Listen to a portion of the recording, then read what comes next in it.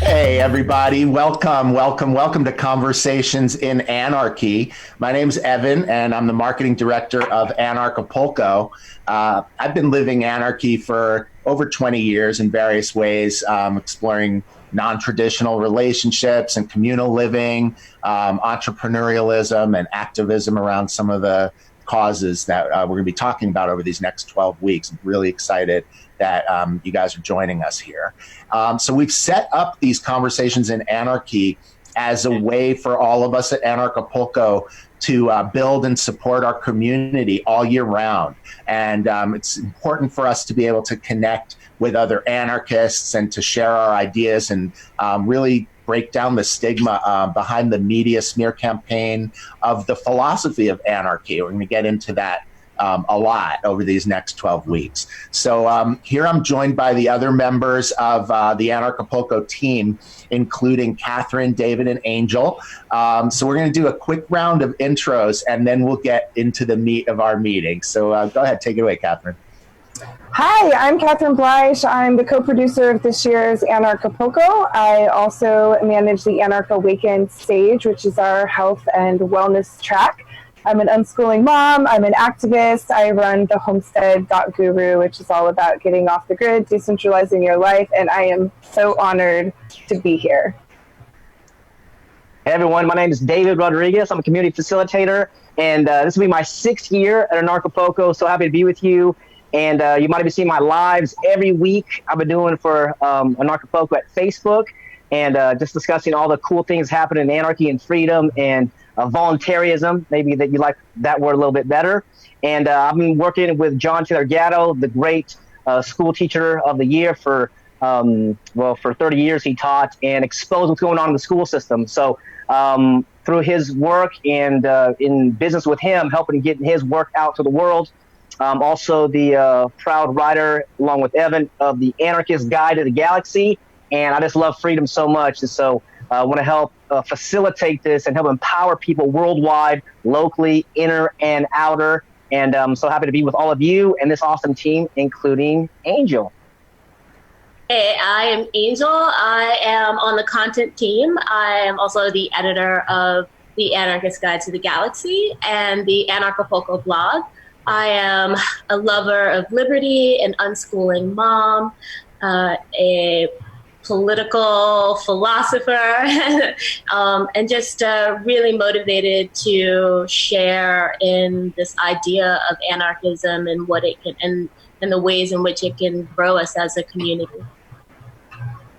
That's awesome. So what we're going to do is we're going to just jump in and kind of start with some kind of guidelines for how these hours are going to roll out over the next 12 weeks.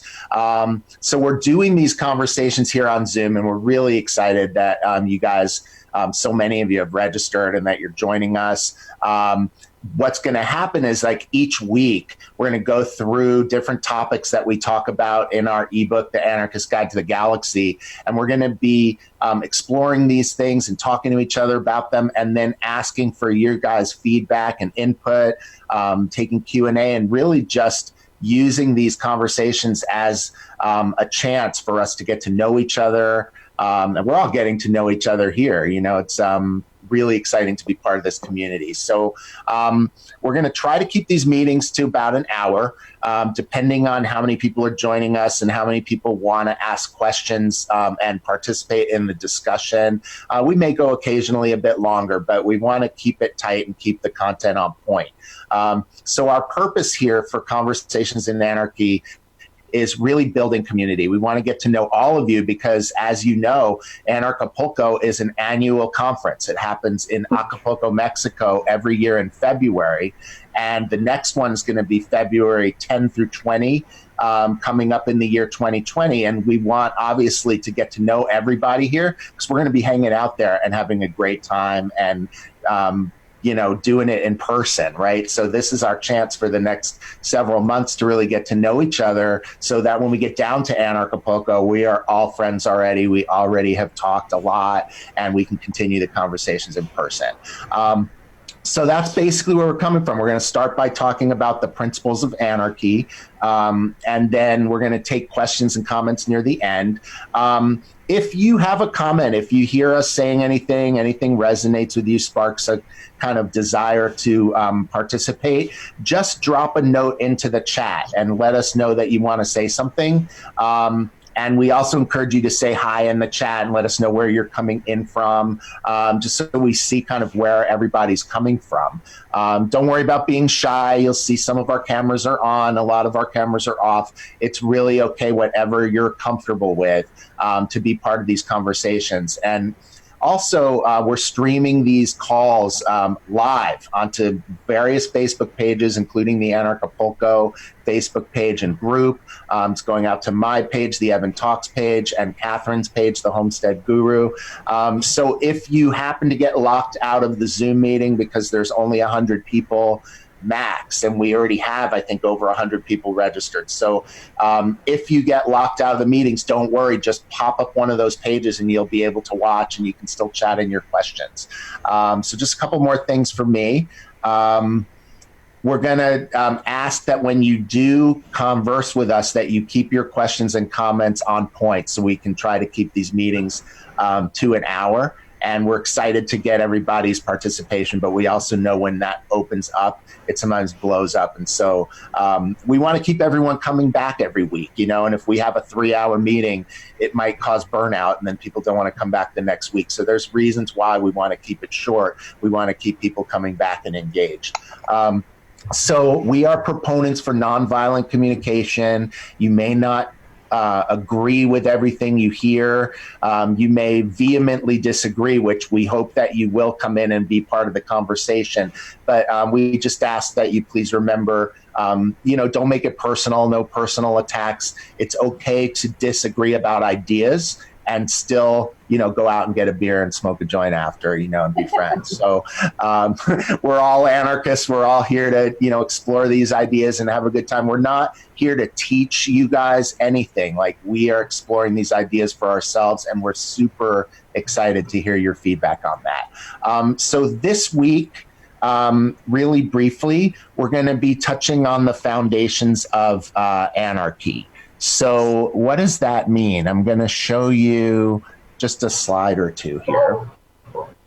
So basically, each week I already went into what we're going to talk about. This is what we're looking at this week.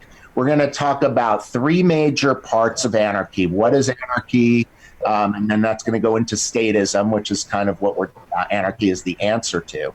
And then there's the 3 guiding principles of anarchy. And then we're going to talk specifically about anarchist and violence, because we're really not into violence. And there's a lot of, you'll hear about this in our ebook and in our conversations. There's a real agenda by the state to conflate anarchists with violence. And so it's part of our job as a community here to really set ourselves apart as a peaceful community, and a community that does not get into destruction of people's property and disrespect of people's autonomy. So that's all I have to say. I think it's pretty clear where we're going to go from this.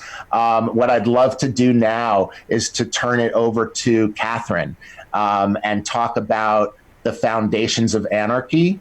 And let's just take it away, because we have so much material to cover. So, before we start, here is the Anarchist Guide to the Galaxy. I printed out a copy. If you don't have it yet, please go to our website, anarchapulco.com, and it's a free ebook. You can get it. I paid this weekend to have this printed out, and I'm so happy I did, because it's so beautiful.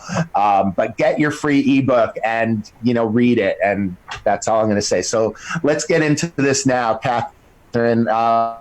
Let's talk about the foundations of anarchy and statism. Awesome. Thank you, Evan. Anarchy is one of my favorite things in the world because it's freedom. Anarchy is freedom. It's life without rulers, but that doesn't mean life without rules. There is a thing called natural law. You drop something, gravity pushes it down, right? That's a very visible explanation of natural law, but there are karmic consequences to our behavior. So anarchy is freedom, and yet my rights end where your rights begin. I don't have the right to attack you and to harm you and to steal from you or to murder you.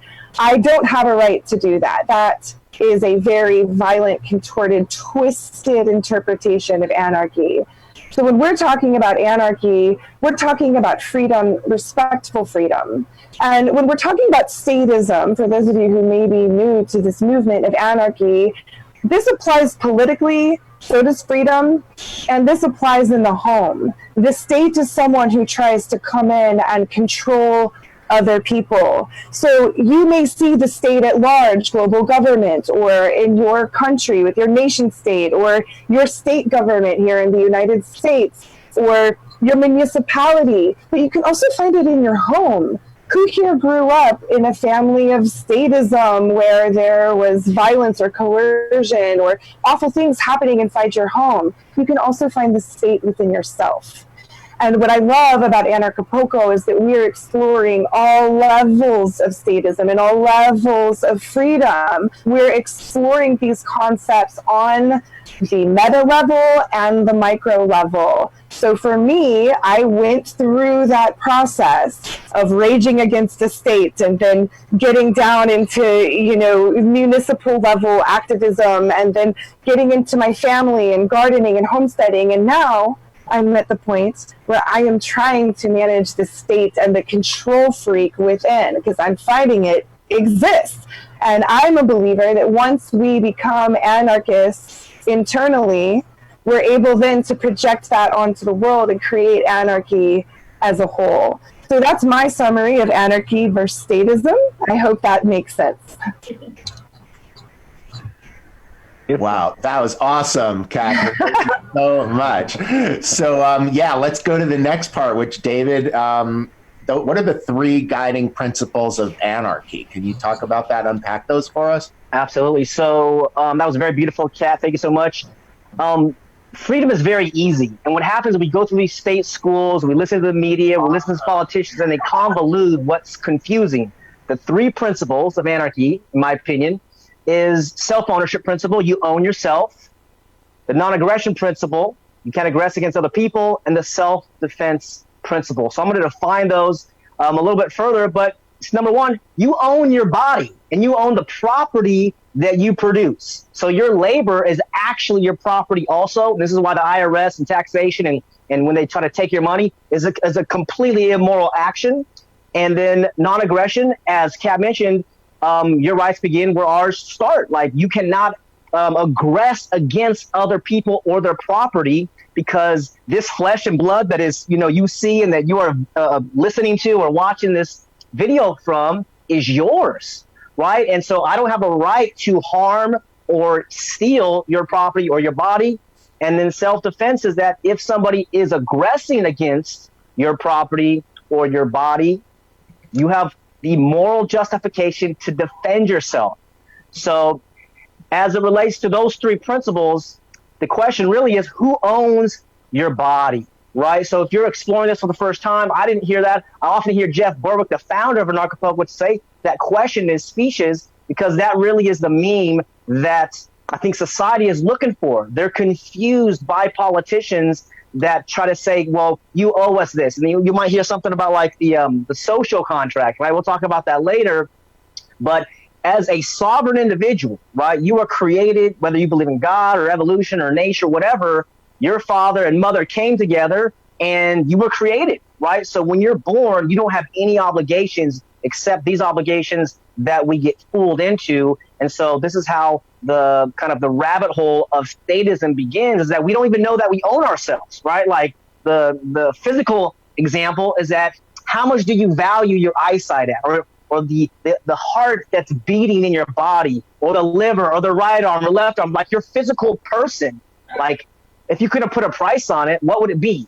For me, it's like all the money in the world, right? Nobody can write me a check. Buffett, Gates, all these, globalist people or good billionaires out there say, here's the money, I'm going to buy your right arm or left arm. It's like, this is not for sale. So once you understand that the value that you have that you own it. This is yours. If you want to sell it, you can. I'm choosing not to do that. But that first principle is very critical.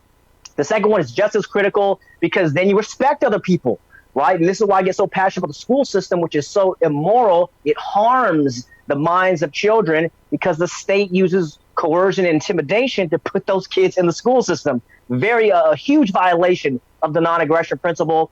And then the other caveat of self-defense is that if someone comes on your property and let's say that it's a kid and he's chasing his ball and it goes on your property and you like shoot the kid, it's like, well, I'm justified because he went on my property.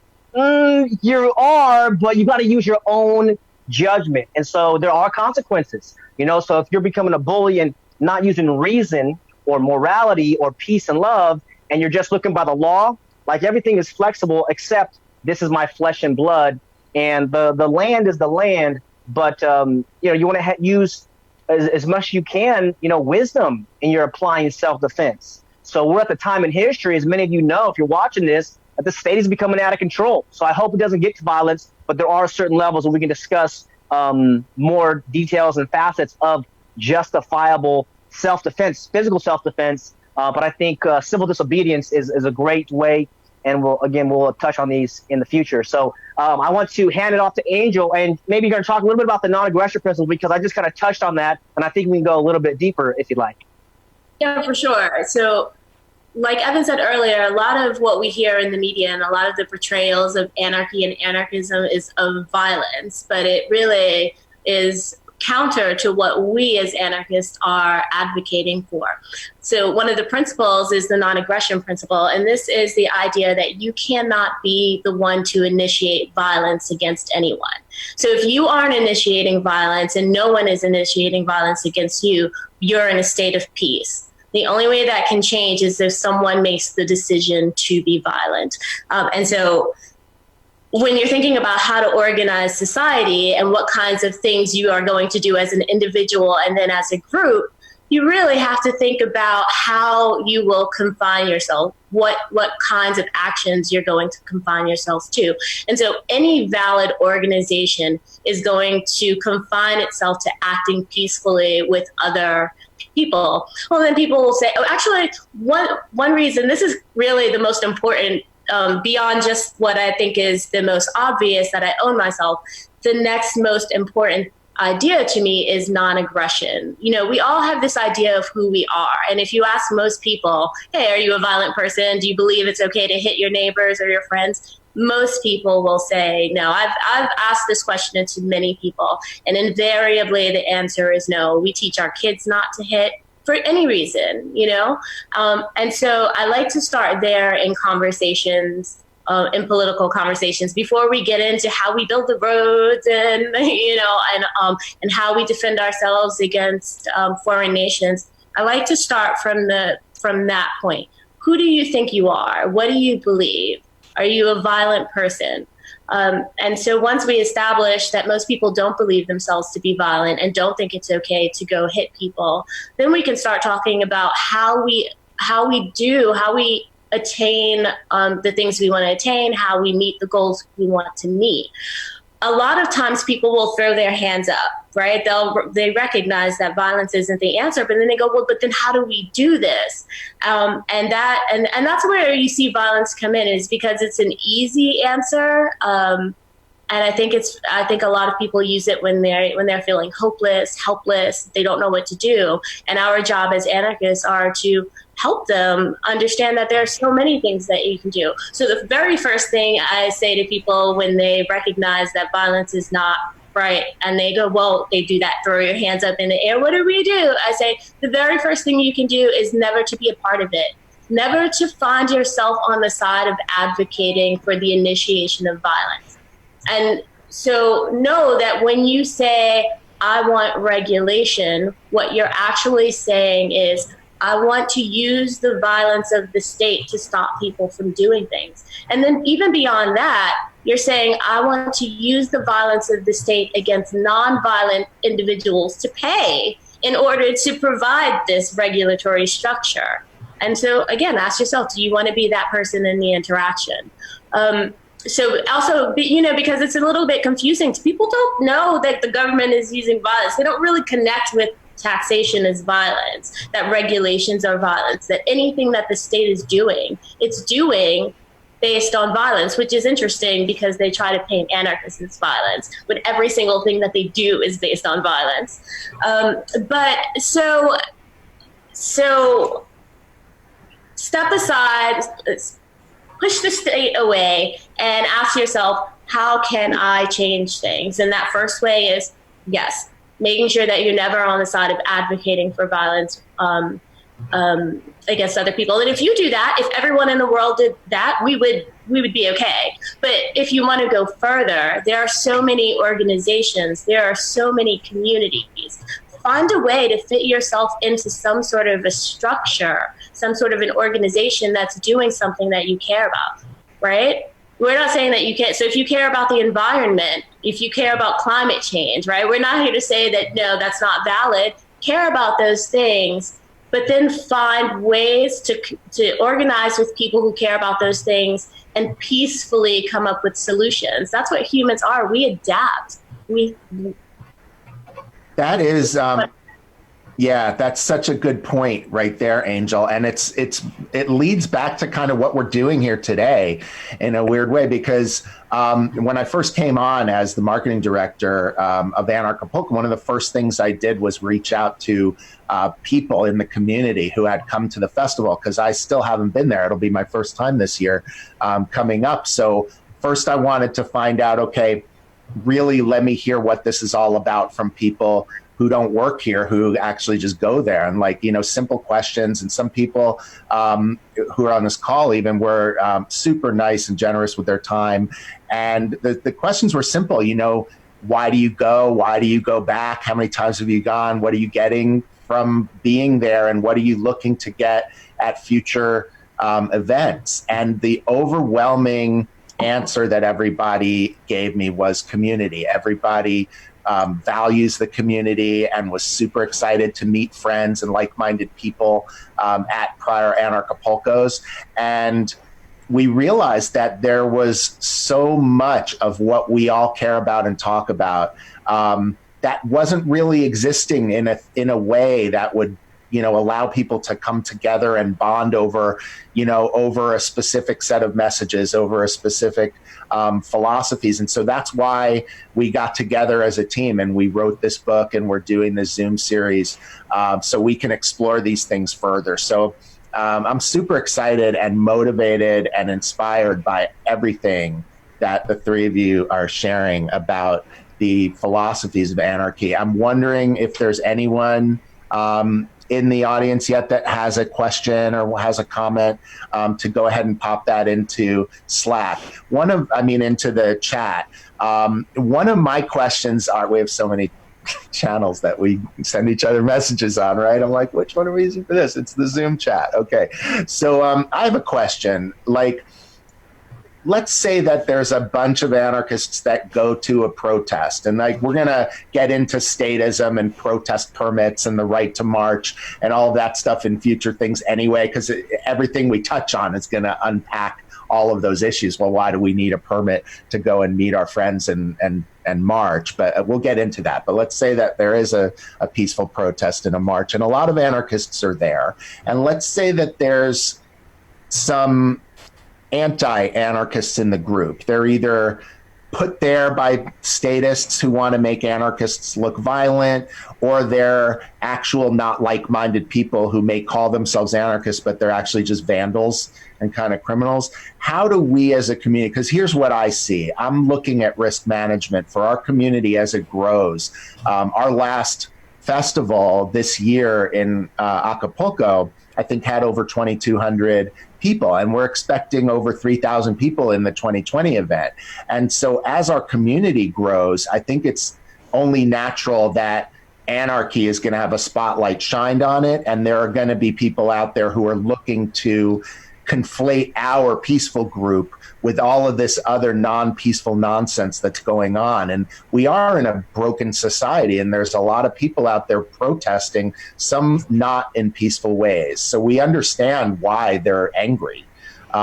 but we all believe that nonviolence is the right solution. So what happens if there's anarchists at a group event and somebody does something violent? Somebody throws a trash can through a store window or starts throwing things at police. Like, how do we separate ourselves as a community from that behavior on the spot when the heat is on and we need more than ever to establish ourselves that we denounce that kind of stuff? I'd love to respond to that if that's okay, guys. In 2008, I was the communications director for the Ron Paul Revolution March that took place in Washington, D.C. And one of my roles was basically to be dispatch for our revolution marshals, we called them. And this was a group of volunteers who had on T-shirts and who had walkie-talkies. And we specifically discussed this with provocateurs. And what our plan was, which didn't happen at this event, but did happen later in the spring of 2010, and I utilized the same method successfully, is to surround the provocateurs with video cameras and start chanting, YouTube, YouTube, YouTube. And you surround them and show them that this is not welcome. We are streaming your face. We are showing the world what you are doing. And you encourage other people and attendees of the event to come in. Now, we had this happen at a rally in Austin, Texas. It was a gun rights rally. I'm not going to mention any names, but some of you know what I'm talking about, okay? We had a provocateur show up to a rally. We were streaming to the media in Austin, Texas with a speech, a bullhorn. There was a woman giving a speech, a lawyer here in Austin. A provocateur showed up with a very big soapbox, and he started yelling with his bullhorn right at the media. And so they couldn't stream the speech that they were there to see. And we started this YouTube, YouTube. We surrounded this person. We isolated them. And honestly, they were made a fool of. For years and years and years, people still come up to me and talk to me about this. So this method works. Wow. to segregate them, to push them away, and to draw massive attention. It's not the only way, but it's a way that I've utilized in big events and that I've seen successful in events as well. That's awesome. Angel, did you have something you want to add there?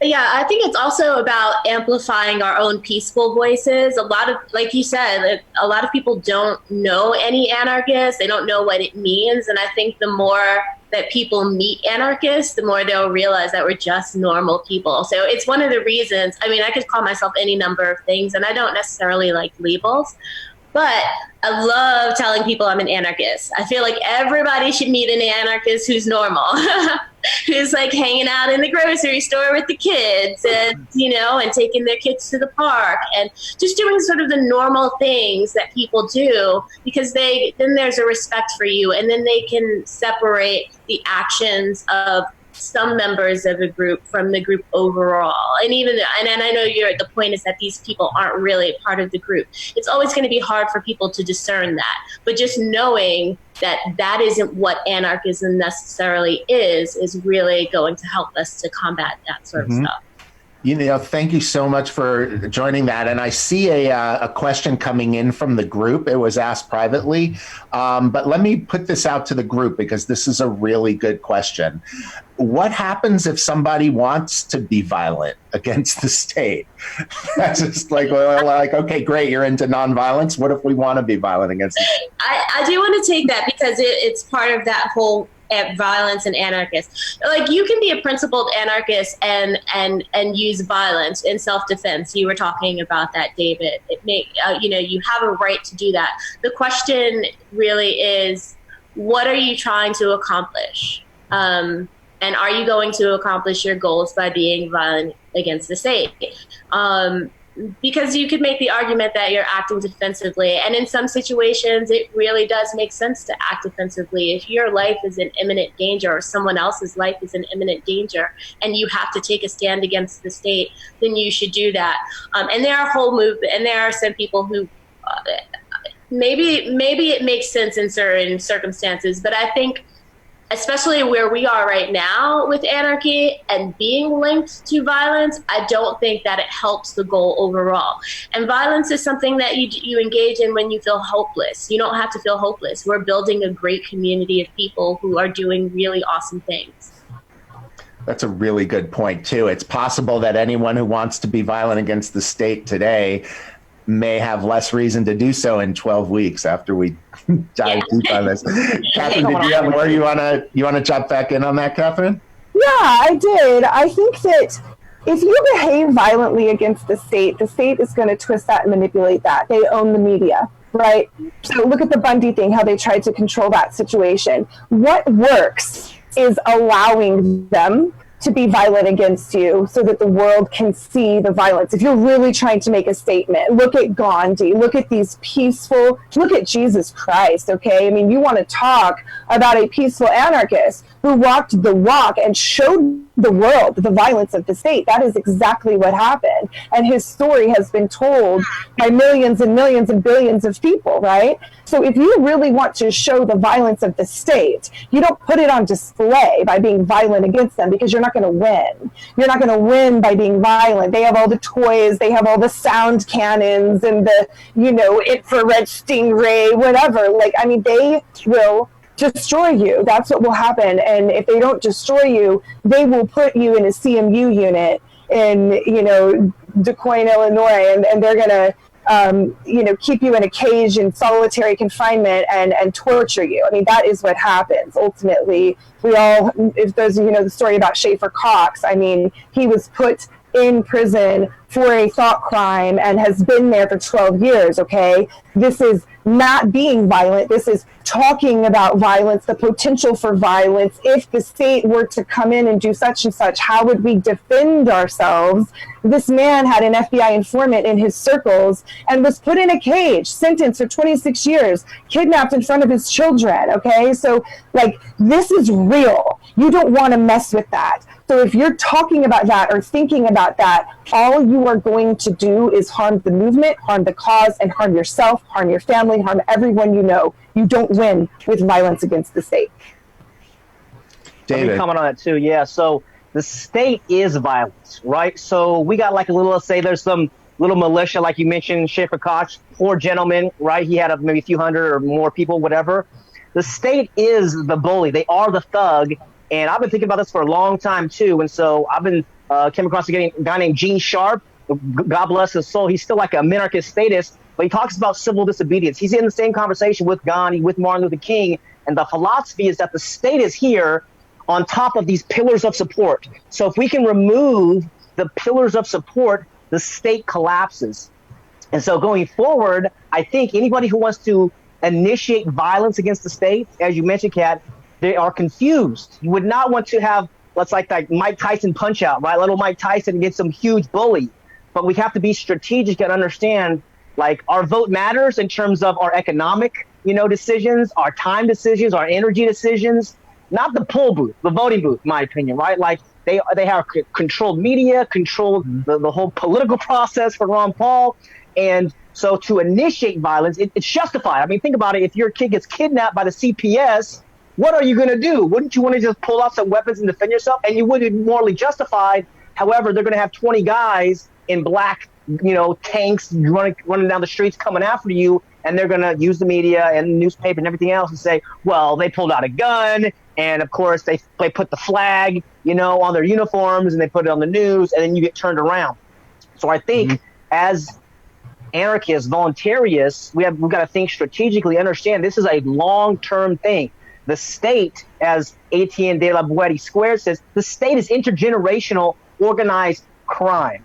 And it took me a while to accept that. But then once I understood they're using coercion, violence, intimidation, and theft institutionalized, then I had to agree this is organized crime. So we have to evolve our intellect, evolve our tactics. And I think, as Gene Sharp talks about, he says nonviolence is a superior weapon to violence. And take a look at some of his work. He's got some powerful stuff. He made documentaries about these things, because if we play, an eye for an eye, I think the state is going to make us go blind. But if we try to transcend or make the state obsolete using technology, our thoughts, our emotions, our love, I think this is a possibility for the future. Yeah, that's a really great point, David, and it leads to something Joyce just chatted in a comment that I think is really right on point there, which is kind of like the flip side of that, about non-participation. So basically the question is, do we really even need to participate in any kind of political protests or anything, or should we just focus on building our own community and creating our own way and ignoring kind of the whole political world? And then, the other side of that is that's kind of the goal of politics, is because they want us to not participate, because then there's fewer people making decisions that are still going to impact us in our daily lives. Like the laws that are passed behind our backs still impact us, whether we want to follow them or not.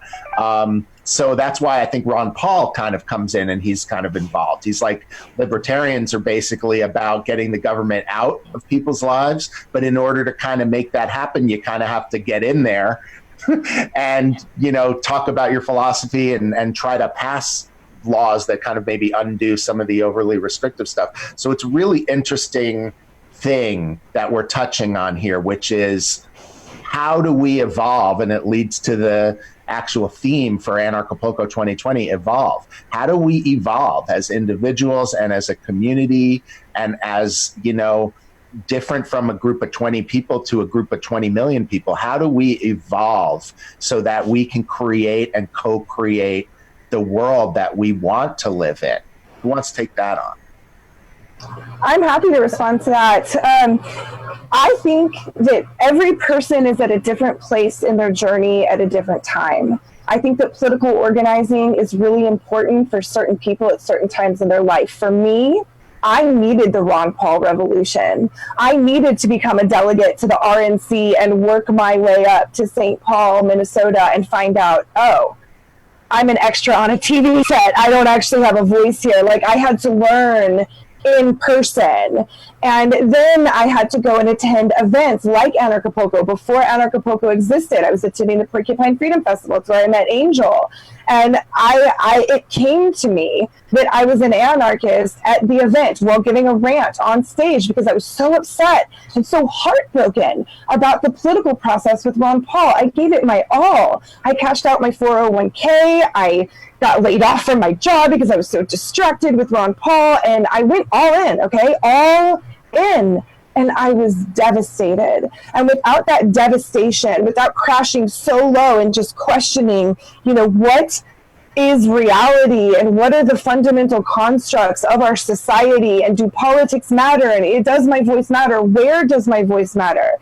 And I mentioned that earlier. I began that journey. Then it went to state politics. And I'm happy to say Missouri still doesn't have a real ID driver's license. Okay, so your voice can matter. I had an impact in that in 2008, a long time ago, 2009, so 10 years ago. And it's still there. It's still impacting people there. So you can get involved in politics and you can fail. And you can get involved in politics and you can succeed. But both versions matter, and they shift you and they change you.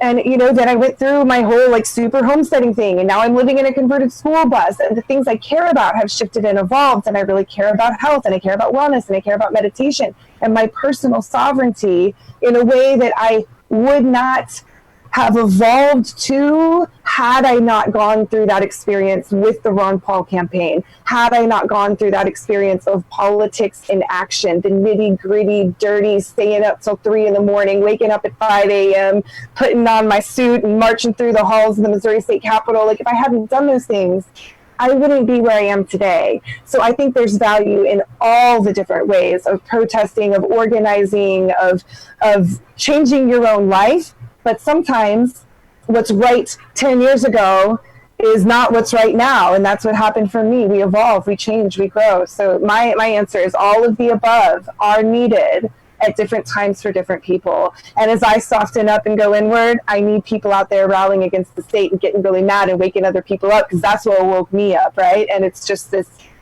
motion, this constant perpetual motion. Yeah, that is just beautiful. I love the passion behind that. And you roused so much in me, so much I want to share, but I'm going to wait for a future week because I found the week I already want to share my little piece like that, which is like getting off prescriptions and all the ways towards healing and like following the rules that I thought for my health and wellness and realizing that it made everything sick and diseased in my life. And I had to heal, and it went through. It's a long story, so I'll share it in another week. But like, wow, you totally just moved me, Catherine, with all of that stuff. Can I try to move in like another really direction? Apologies. I really don't. I think it's a misallocation of resources. I think you can make some changes. Like if enough people get together, you can make small changes here and there. But it's like whack-a-mole or like, like running water through a sieve. The problem is that it pulls us into this process of always fighting, of our entire existences as human beings being on the lookout and engaged in a battle about what everyone is going to do. So even if we do have some small successes, I definitely think that it's not the way to live. It's not the way to organize. And I will say Ron Paul is the reason I'm an anarchist. So I'm really happy that he used that forum in order to speak to me, but I don't think Ron Paul ever thought he was going to be president and bring freedom to the United States. I think that he got up there and he spoke truth to power, and that was the whole point. It was to get people to hear him. And so we have to find avenues for people to hear us, and politics may be an avenue for people to hear us, but I don't think it's the avenue for change. And the more that we engage in it, I really do think that we're not using our energy in other directions that are going to be more useful in attaining, the sort of communities that we want. So hear what you're saying, but I understand that people are in different places in the process, and that makes sense. But come hither into anarchy. Don't go push that button. I love that, Angel. I'm more with Angel. However, I do recognize the value in local politics, maybe in the city stuff, but even like I said, the city council and the counties, these guys are just as corrupt and politically minded as well. So I think just like how our unalienable rights, which was already decided over 250 years ago, life, liberty, property, pursuit of happiness, like it's time for us to evolve. And this is why I love Anarchy. I love Anarchapulco and the people that are exploring these ideas, coming down or joining us here, because, we went from like the divine right of kings, like the king is in power because God made him in power. That's why. Now, then you have the representative government. And then like Jeff Berwick says, we envision a future of 7 billion governments where you're the president of your own organization, your own political body. You're the king of your own body and your own property.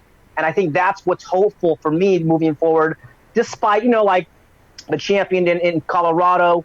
I know Joby Weeks participated in that to help legalize marijuana. And that started something, right? Now there's legalization of marijuana. So I'm like, that's true. There are some benefits to it. But in terms of like the visionaries of humanity, like the people that we still talk about 50 years ago, 100 years ago, let's say Spooner is one of these guys, we talked about anarchy back in the 1800s. It's like, dude, that guy, he was legit. So I think if we're trying to make a huge splash in the universe, as all of us are, I know this Flora group and the whole Anarchapulco team and the people watching here, to get it out there is anarchy, but there is value in the local politics too. So I understand what y'all saying.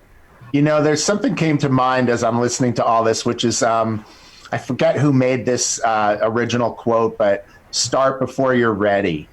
And like that's what's kind of resonating for me here, because like Catherine's story is like, it doesn't matter if you succeed or if you fail. It matters that you get in the game and you start taking action, because like when you take action, then the whole universe kind of conspires to help you. And maybe it doesn't work and you have to correct in course, but you would never know how to correct if you didn't take those first steps. And that's what's kind of resonating with me now, is like just by doing this, by getting together, we're hopefully starting this process where as these weeks roll out, we start to get more and more people coming on and wanting to talk and flipping their cameras on, and hopefully we're gonna roll this thing out in a way that everybody's resonating. I know I'm super excited hearing about all of this, stuff.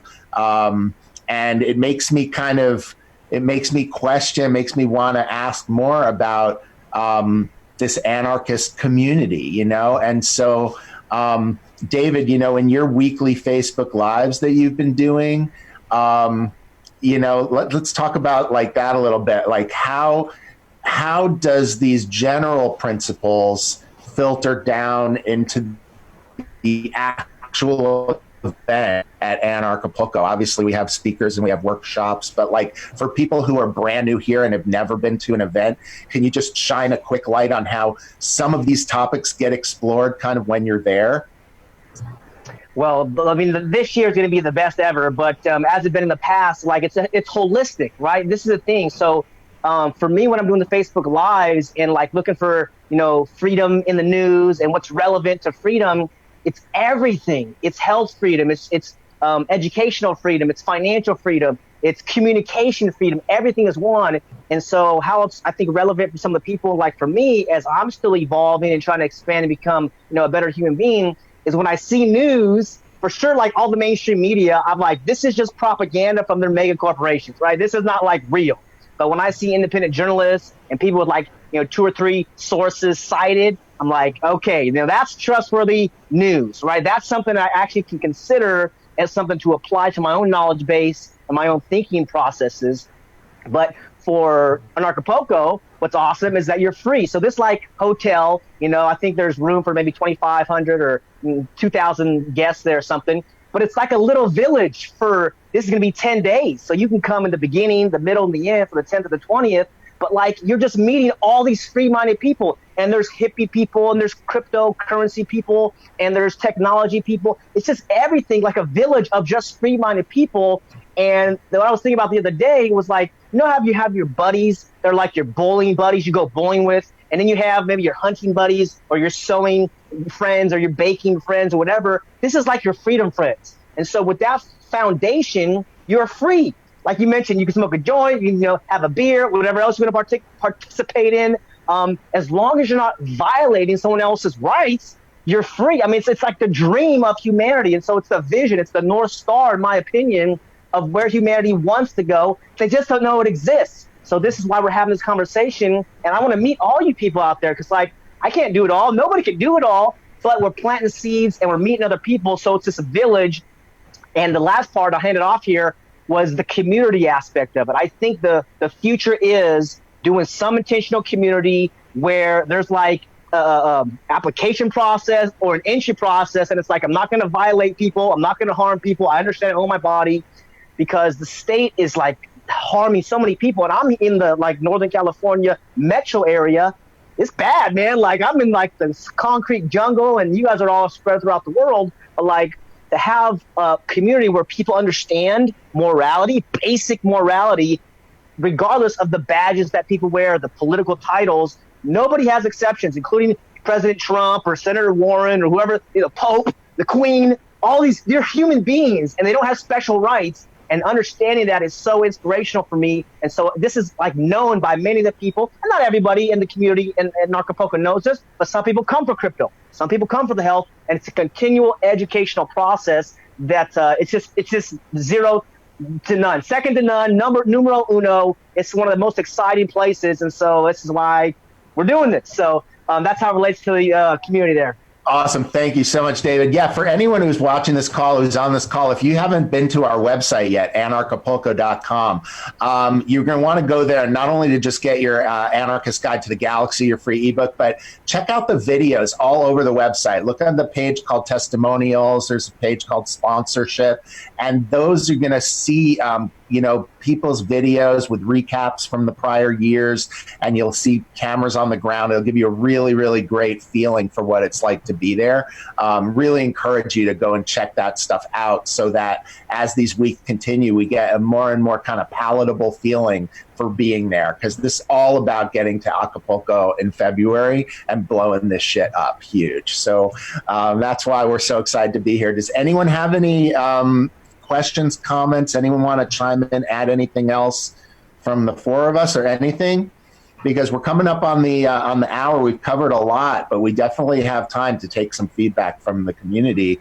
If anyone who's on the call wants to come on and talk, or I want to add something here, Evan. So this is, I can't remember how many weeks this is. I just looked at the email, but this is going to be a 3-month process approximately. So invite people, come have conversations and dialogue. You know, I don't have all the answers. And like you mentioned, we're not trying to like teach people this is the one way. Like everything is like an imagination, right? We're the imagination of ourselves. And like consciousness is such an amazing topic. So bring your questions, you know, bring your family or friends. You know, you can tell I'm not trying to slam, you know, these ideas down your throat. You want to have a conversation. As we open up the comments, we have genuine questions. And I do too. I'm sure some of the guests also do too, about like, how is this going to work? Because we see the forced vaccines, we see taxes going up, we see the military trying to kill these Iranian human beings over there.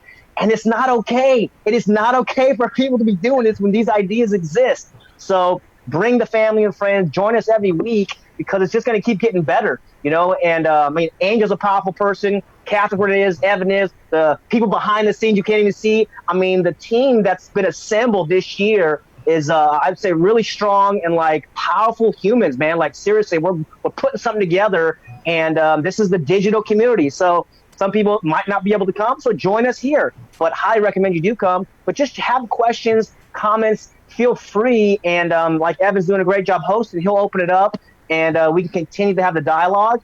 And I'm sure there'll be some stuff that I'm learning from all you guys in your comments and all the great things that's happening. But it's going to be an epic 3 months here on this platform. So yeah, if you have further questions you want to add this week or next week, yeah, we've got a few minutes right now. But this is going to be an awesome place to grow freedom and help us all learn from each other and the new technologies and new knowledge and conversations that we might not be able to find anywhere else. Super awesome. And like, I'm going to pop in and show you guys kind of what's coming up in the next 12 weeks. But I think Catherine had something you wanted to pop in there. No, I was just moving my hand. Oh, okay. I thought you had to, but Angel has something to add there. I'll pop in there. I noticed Joyce said that a lot of people woke up during the Ron Paul days, but there's no Ron Paul now. Everybody's got to be a Ron Paul is the thing. You've got to be the Ron Paul that speaks truth to power. That's the goal, right? He's not here to guide us and hold our hands through this. He's just one data point, and we all have to be that data point that moves us in the direction of freedom. That's a really good point. And Ron Paul will be coming back this year to Anarchapulco for 2020, but we do need new Ron Pauls. So what's coming up in these next 12 weeks? Let me bring you guys through this real quick. So this week we've covered this. Next week we're going to be going more into infrastructure and kind of taking on that the questions, the real questions of like, can anarchy work at scale? And those are the questions everyone always asks. What about the roads? What about the bridges? How are we going to build those? Don't we need to collect taxes for that? What about police and fire and hospitals?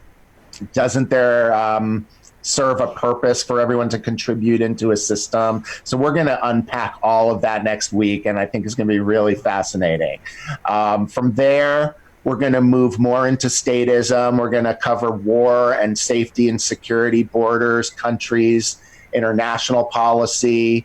From there, we're going to go into human health. This is where we're going to talk about, this is going to be my really pet topic right here, public health and the profit motives, drugs, big pharma, mandatory vaccines, mandatory flu shots, the war on natural healing, and then some of the solutions, the growth and explosive growth of CBD and alternative health and the interest in that. So I think week 4 is going to be amazing.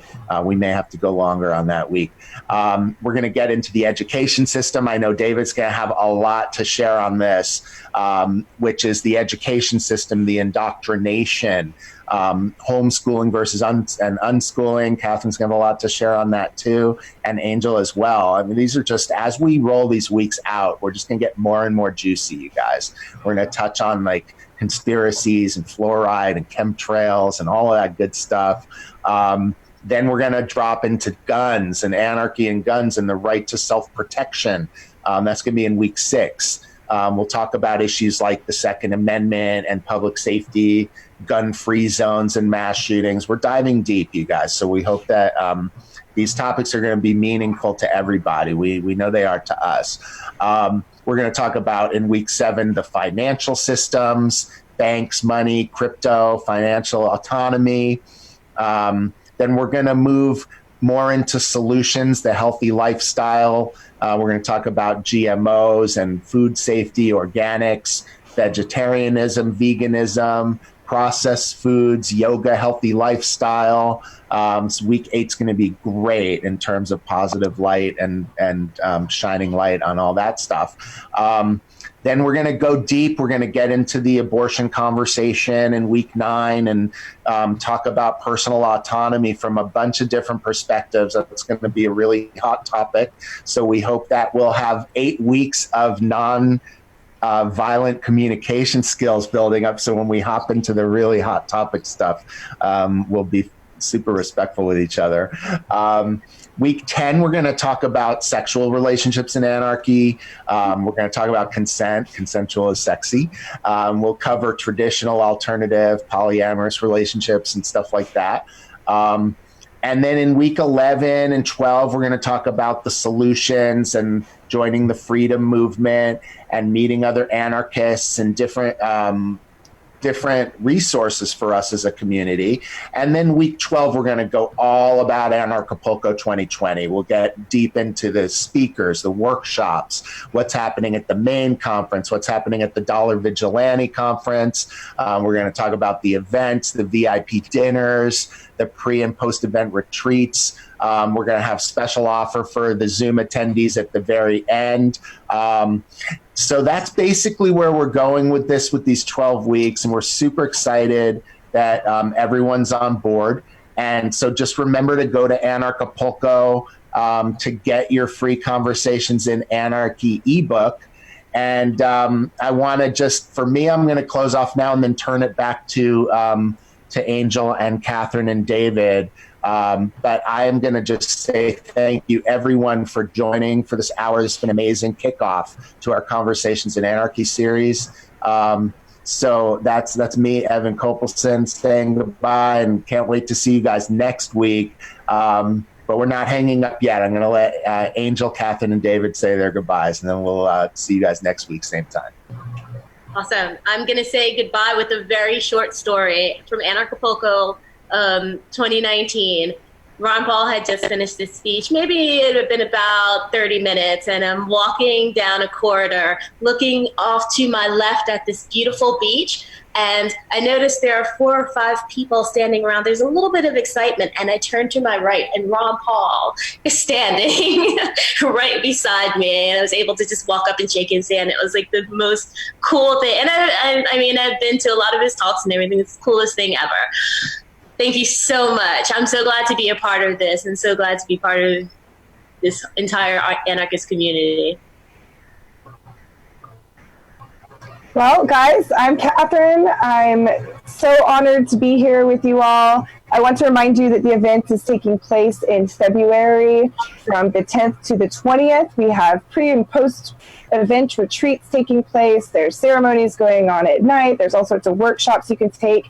So please go to anarchapulco.com, click on that tickets link up on the top. And as more tickets come out, keep an eye on it, because there's all sorts of new ticketing options that are showing up on there. And if you want to keep this conversation going between now and when the event takes place, join our Facebook group. The Anarchapulco Facebook group is a really great place to start getting to know people, because here's the deal. When you show up, you are going to be surrounded with the most amazing people you have ever met in your life, and they're online already. So you can start talking to them right now. You can start making friends. For me, I love meeting my anarchist community who I've been associating with online for years and years and years. And then, oh my gosh, that's you. You're a real human being. And just that hugging moment right there is so special and so fantastic. So mark your calendars. Get your early bird tickets now. Get coming, because we want to see you, and come find me on the health and wellness stage. We have a ton of really awesome stuff going on this year. This is Catherine Bleish saying goodbye. Peace, love, and anarchy. Beautiful. Hey, freedom is like a giant ship.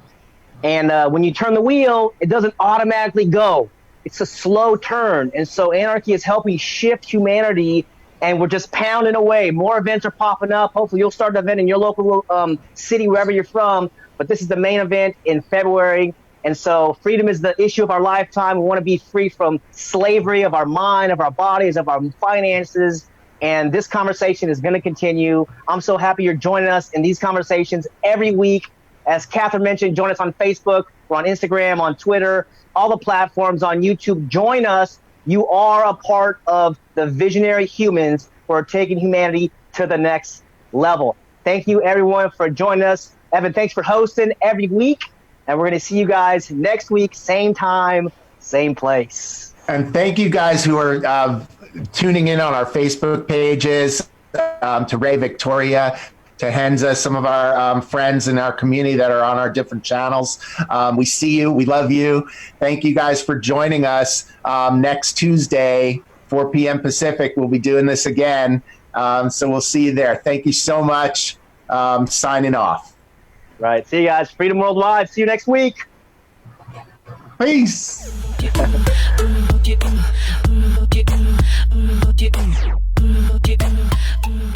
Anarchapulco, it's so hype, I'm trying to tell ya. This the event of the year and best vacation ever. Ron Potter, Jeffrey Tucker, just to name a few. Get your tickets, you don't want to miss it. You should roll through. Talking politics to health and self-improvement to investing. So many things, not one thing. Learn how to live life unchained, yeah. 4 days vibing on the beach, time to connect. All about growth, way more than a conference. This is Anarchapulco, yeah. Let's go. You ain't seen nothing yet.